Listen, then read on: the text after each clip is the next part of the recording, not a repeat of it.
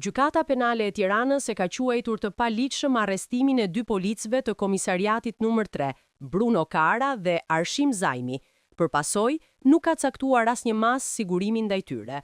Prokuroria kishte kërkuar masat e sigurimit, detyrim paraqitje dhe ndalimin për dalje jashtë vendit, deri në përfundimin e hetimeve.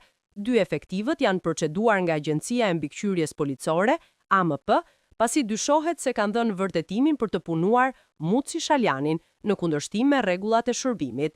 Gjykata pritet të vazhdojë hetimet për të sqaruar rrethanat e sakta të ngjarjes. 2 efektivët u ndaluan pas atentatit të së martës në rreth rrotullimin e Rinasit, ku mbeti i vrarë 48 vjeçari Gilando Dani dhe u plagos punonjësi i AMP-s, 40 vjeçari Muci Shaljani, sheqeri. Ndërkohë, ditën e sotme, 4 ditë pas atentatit, Muci Shaljani ka ndërruar jetë në spitalin e traumës. Ai kishte marrë disa plumba në organet jetësore dhe për pasojë nuk ja ka dalë dot të mbijetojë. 2 punonjësit e policisë, Bruno Karan dhe Arshim Zajmi, duhet të kontrollonin dhe duhet të mbanin proces verbalin nëse kandidati për AMK, që në këtë rast ishte Muci Shaljani, kishte apo jo të dhëna kriminale, kishte kontakte të papërshtatshme.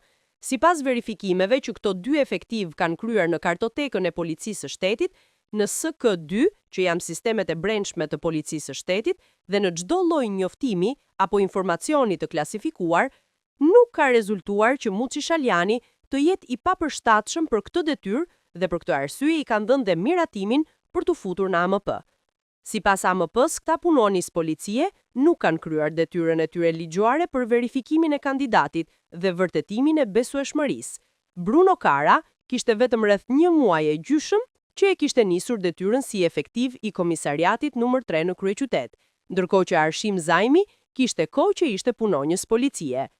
Mësohet se prokuroria e Tiranës do të hetojë edhe efektiv të tjerë të AMP-s për mënyrën se si janë rekrutuar përveç Muçit Shaljanit, por edhe mbi funksionin që kjo agjenci ka mbi rekrutimin e personave që duan të bëhen pjesë e mbikëqyrjes policore.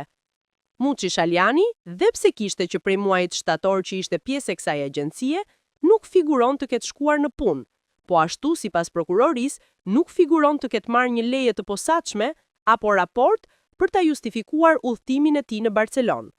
Duhet verifikuar edhe ky aspekt, që sipas prokurorisë një gjë e tillë nuk ka ndodhur, pra nuk kishin dieni mbi vendodhjen e agjentëve të AMP-s, çka do ishte kompetencë e drejtuesit apo shefit të sektorit për të ditur dhe për të marrë njoftim nëse është apo jo në punë.